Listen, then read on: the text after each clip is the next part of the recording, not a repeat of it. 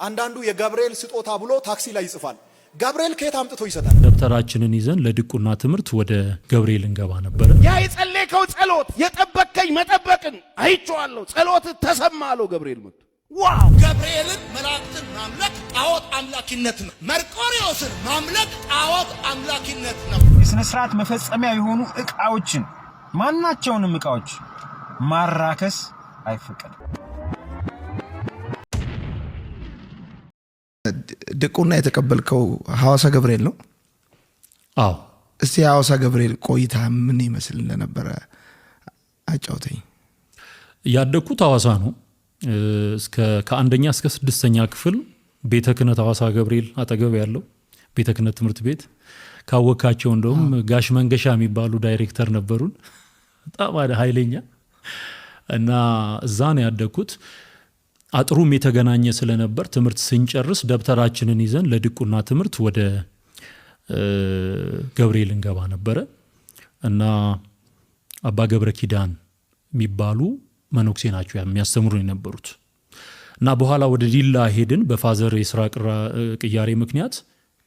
ከዛ ጨርሼ እዛው ሄጄ ጨርሼ ለመቀበል ግን ሐዋሳ ገብርኤል ነው ድጋሚ የመጣሁት እና የሚገርም ህንጻው ሲሰራ ሁሉ እኔ ትዝ ይለኛል። ህፃን ነኝ።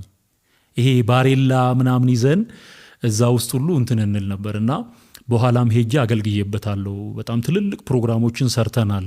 ብዙ ህዝብ የተገኘበት ትልልቅ የወንጌል ጉባኤዎችን አዘጋጅተን አገልግለናል እና ልጅነቴ ግን እዛ ጋር በጣም ብዙ ትዝታ አለው። አንዳንዱ የገብርኤል ስጦታ ብሎ ታክሲ ላይ ይጽፋል። ገብርኤል ከየት አምጥቶ ይሰጣል?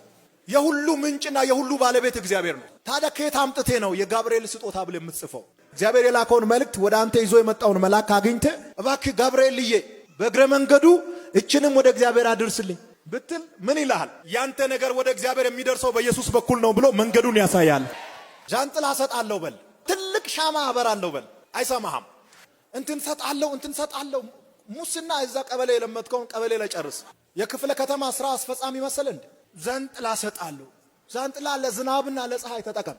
መልአክ ደግሞ ዛንጥላ ይዛ ቀረባክ። የትኛው ጸሎት? ይሄ የጸለይከው ጸሎት ተሰምቶልሃል። ተርላና ደስታ ነው የሚወለደው አንተ ቤት። ይሄ ተውኩት ጸሎት ተርላና ደስታ ይዞ መጥቷል። ጽናትህ፣ ልመናህ፣ ቆይታህ ፖለቲካው ሳይፈታ ችግሩ ሳይፈታ እርጅና ሳይፈታ በታማኝነት ትዳር ውስጥ በመቆየትህ ያ የጸለይከው ጸሎት የጠበቀኝ መጠበቅን አይቼዋለሁ። ጸሎት ተሰማለው ገብርኤል መጥቶ ዋው! ይሄ እንዴት ይሆናል አለ ገብርኤል። እዚህ ጋር ነው ገብርኤል። እንግዲህ በቃ ገብርኤል ቀልድ ማያቅ መሆኑን የምታውቀው እዚህ ጋር ነው። አላዋዛለት። እኔ አለው በእግዚአብሔር ፊት ምቆም ገብርኤል ልኛል። በጊዜው የሚፈጸመውን የአምላኬን የምስራች ይዤ መጥቼ ስላላመንክ አለው እስከምትወልድበት ቀን ድረስ ዲዳ ትሆናለህ ብሎ ዚፕ ጽው አረለት። መልአክ ቀልድ አያውቁ አልፉ ውልፍት ከተው ሸክር የሚያደርጉ ከመጡ እግዚአብሔር ይመስገን እዛው ያያዝልን ጌታ። እውነት ነው። ገብርኤል ቢመጣ እኮ ገብርኤል አይለቅህም እኮ እንደ ቀልዳፍን ተርመሰ ሰተረክ ሾጣር ቢያረክ የምሬን እኮ ነው የሚል። ያው ሲጀመር እግዚአብሔር ነው የሚልካቸው። ናስቲ ገብርኤል እያልን የምንልከው ገብርኤል የለንም እኛ። ምክንያቱም የእግዚአብሔር መላእክት ናቸው። እግዚአብሔር ነው የሚያዛቸው። የምን ድፍረት ነው? የምን ድፍረት ነው?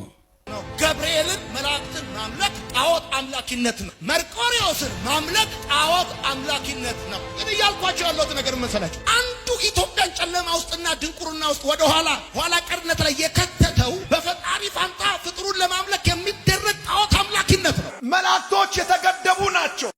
አቡነ በርቶሎሜዎስ ይባላሉ። ለኔ ድቁና የሰጡኝ ጳጳስ በአፄ ኃይለ ሥላሴ ጊዜ የወንዶ ይሄ ፍሉሃው ያለበት እዛ ንጉሱ ሲመጡ የሚያርፉባት ቤተክርስቲያን ነበረች ትንሽ።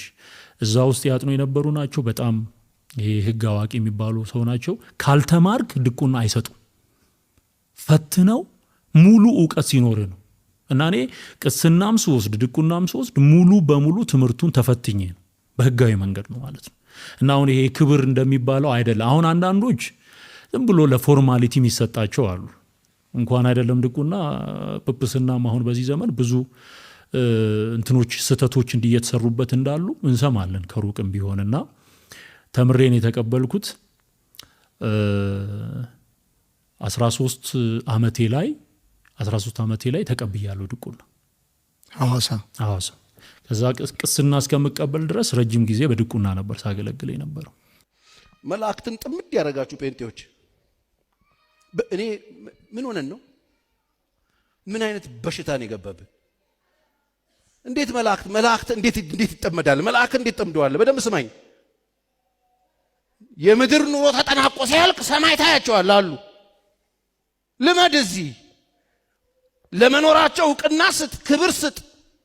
ለምን ካልከኝ አሉ እዛ ሰማይ ምንድነው የምናየው ካልከኝ ብዙ መልአክ እናያለን። ብዙ የእግዚአብሔር መልአክ አገልጋዮች መጽሐፍ ቅዱስ 1000 ጊዜ ያገለግሉት ነበር። እልፍ አእላፍ ደግሞ ቆመው ነበር ይላል። ከዙፋኑም የእሳት ፈሳሽ ይወጣ ነበር ይላል። በአምላካቸው ፊት ለማገልገል የተሰየሙ ብዙ መልአክ አሉ። ሰማይ ምን መልአክ እናያለን። ራእይ ምዕራፍ 7 11 እስከ 12 መላእክቱ ሁሉ ምኖቹ መላእክቱ ሁሉ በዙፋኑና በሽማግሌዎቹ በአራቱ ምሰሶች ዙሪያ ቆመው ምኖቹ የእግዚአብሔር መልአክ ታያቸዋለህ። እነ ሚካኤል፣ እነ ኡራኤል፣ እነ ገብርኤል ሁሉን አንድ ነው የጎደለው። ሳጥናኤል ነው የተጣለው። ሌሎቹ ሁሉም አሉ። እልፍ አእላፍ መላእክት አሉ።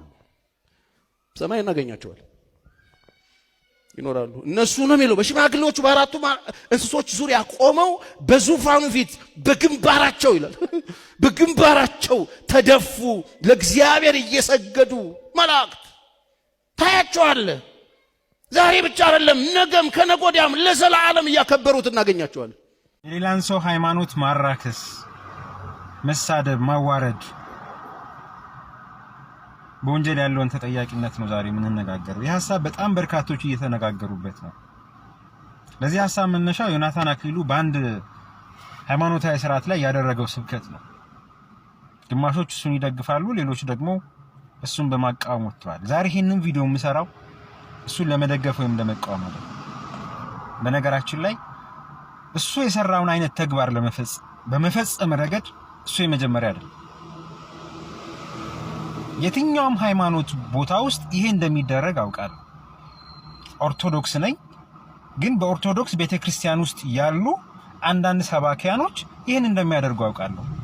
ቤተክርስቲያኗ ባታደርገው ያንድን ሃይማኖት የሥነ ሥርዓት መፈጸሚያ የሆኑ ዕቃዎችን ማናቸውንም ዕቃዎች ማራከስ አይፈቀድም። ታቦት እንደዚህ ነው፣ ታቦት እንደዛ ነው፣ ዘይት እንደዛ ነው፣ ዘይት እንደዚህ ነው ብሎ መናገር አይቻልም።